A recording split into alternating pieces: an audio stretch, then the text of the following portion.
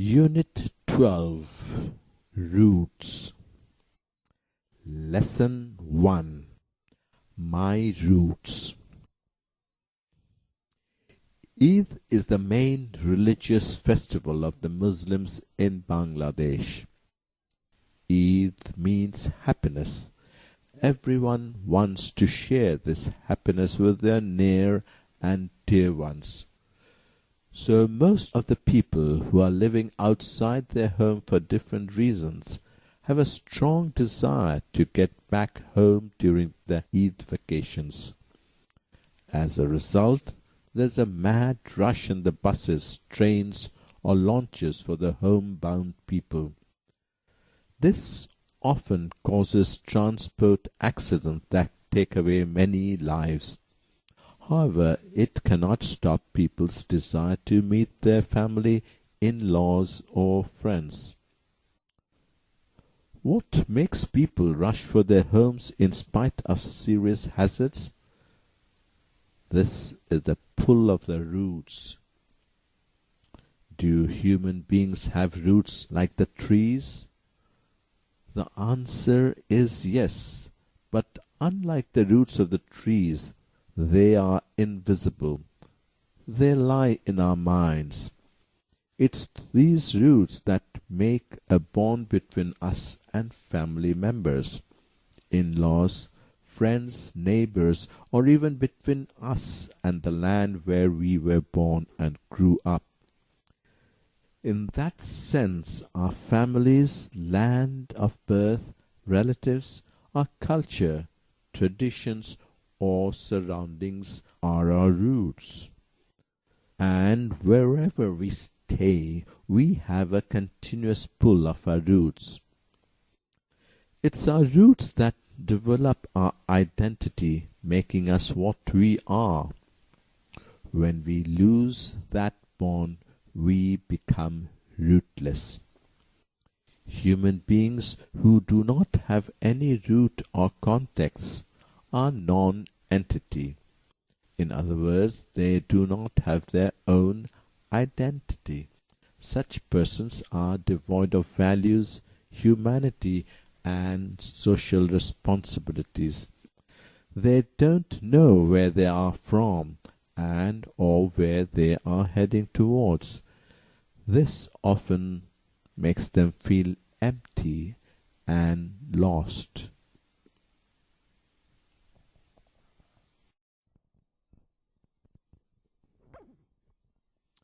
Lesson 2 My Roots. Read the following remarks and find out who is like you. I simply just can't bear the people who don't have any respect for their roots. Horidas Shoren. We have a moderately big house in a town, but we frequently go to our village home as well. I always feel so homely when I visit my village home and stay with my dear ones. Bidisha Yasmin. I live in a small apartment with my mom, dad, and my little sister. Most of our in-laws live in a village. We seldom go over there as I don't like village life. Ifti Mahmood. Some people are so eager to leave their own home, friends, and everything behind only to be a part of the city life. They are not for me. Antora Gomez. To be frank, I don't get used to visiting my in-laws at the village. Chilik Ahsan. I live in a city, but I never forget my parents are from a tiny, beautiful village. I know I have my roots there, and I'm so proud of that. Anupam Chakma. I can't stand the people who are grown up in the village but forgets it once they are out from there. Debashish Bishash. Part 2. Read the following text. Moinul Islam is a qualified farmer in Nagaon. Mr. Islam was very brilliant as a student.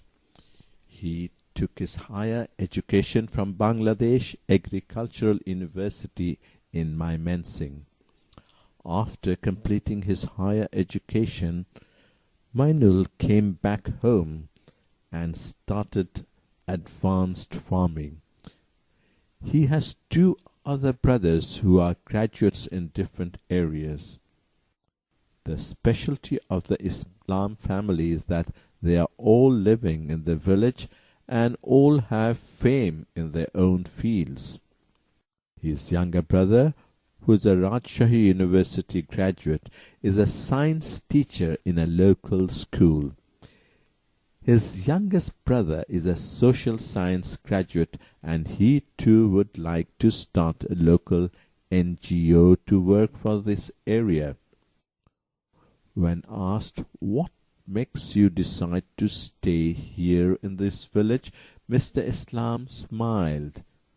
He said, "Look, it's true that we could leave this village for a city life. I could be an officer, or my brother could be a bureaucrat. But it didn't attract us. We are sons of the soil. Yes, we have education, but does education prepare a person only to be an officer? Don't we have any obligation to the soil that has made us what we are?" He also added that every educated individual shouldn't be a job seeker. He continued that since his discipline was agriculture, after his education he took the occupation of a farmer. In response to the question whether they have any frustrations to live in a village, he confirmed that they were very pleased with their life. He said, "I work in my own farm, stay with my family members, pass time with my old friends, and sleep at my own house. All these count a lot." Mr. Islam is right. Many people go to cities and forget or loosen their roots knowingly or unknowingly. Mr. Islam and his brothers are great. They never forget their roots. They not only stuck to their own roots, they have been torch bearers for others to be respectful of their own roots. Lesson 3. The Return of the Native. Michael Madhusudan Dutta was a popular 19th century Bengali poet and dramatist. He was born in Shagordari on the bank of the Kapotakha River, a village in Keshapur Upazila under Jessore district. From an early age, Dutta aspired to be an Englishman in form and manner. Though he was born in a sophisticated Hindu family, he took Christianity as a young man, much to the ire of his family, and adopted the first name Michael. In his childhood, he was recognized by his teacher as a precious child with a gift of literary talent. His early exposure to English education and European literature at home and his college inspired him to imitate the English in taste, manners, and intellect. Since his adolescence, he started believing that he was born on the wrong side of the planet and that his society was unable to appreciate his intellect. He also believed that the West would be more receptive to his creative genius.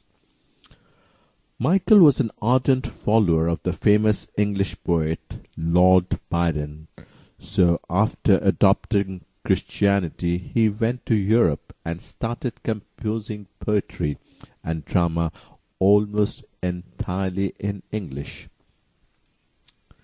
They proved his high level of intellectual ability. However, he failed to gain the right appreciation.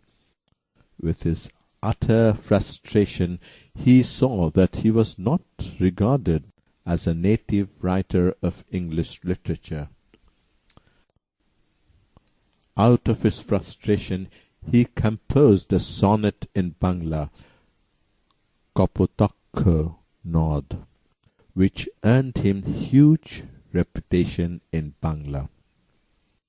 Gradually he could realize that his true identity lies here in this Bengal, and he was a sojourner in Europe. Afterwards he regretted his attraction for England and the Occident. He came to Bengal and devoted himself to Bangla literature from this period. He is the poet to write the first Bangla epic, Megh and Badh Kabbo. Source: Wikipedia.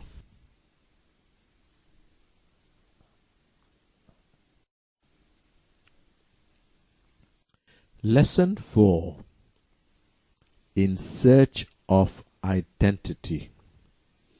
Here are 2 letters from the problem page in the Daily Bangladesh. Read them and discuss with a partner what you think the content of the letter is. Use a dictionary to check any new words. Dear Avajan, often I'm so sorry to see the footpaths occupied by floating people. They are living in some makeshift houses. I simply cannot think how father, mother, grandfather, grandmother and kids are living in such a tiny place. Within few yards in the possessions they are sleeping, socializing, cooking and even beautifying themselves. These people are living in such an inhuman condition. This cannot be the picture of life in a civilized society. Also, they are polluting the area. They are the least bothered about their health and hygiene. Out of my curiosity, I talked to some of these people. They have their own home and identity at their own village. They are here thinking that the city life will make their life better. What an irony! Can't the society or the state do anything for these people? However, I must admit that I'm amazed to see how they sometimes tidy up the place, especially in the evening. Home sweet home after all. Mithun. Dear Mithun, I understand your concern. Human flow from the rural areas to the urban areas is a big social problem in many countries like ours. These floating people are definitely a burden to the cities where they migrate. When the number is huge, it is difficult for any state to rehabilitate them quickly. See from the other side, the people you have referred to have lost their roots and they are unable to assimilate in the new culture. Maybe many of them are attracted by the gloss of the cities, but I'm sure it was a need to many others. People become rootless sometimes due to climate change, river erosion, social discrepancies, or poverty. However, you cannot solve this problem overnight, but you can take steps to improve their lifestyle. Why don't you form a committee with other young people in your locality that will teach them basic health, hygiene, and ethics? It may better their life as well as help you minimize pollution. Give it a try. Yours, Over John. Lesson 4 continued. Read the following text. Make a list of the worries of the writer of this text. Do you agree with the writer's last comment? Why? Why not? We have a kind of weak patriotic feelings in us. We must say that we are here just for our own benefits, and we seldom think of returning to our countries. As a result, we are facing our own destiny. Husbands and wives are staying outside home for a long time only to earn money. They do their household chores in the evening. Having own house and a new car has become the main aim in our life. But what about our kids? Are they growing and grooming up well? Maybe. Are they growing as Bengalis? The answer is no. They are growing up like the Aussies. Their present and future are full of contradictions and conflicts which are barriers for their proper growth. Safia Rashid from Australia, Amadeus Shamoy, 12 September 2012.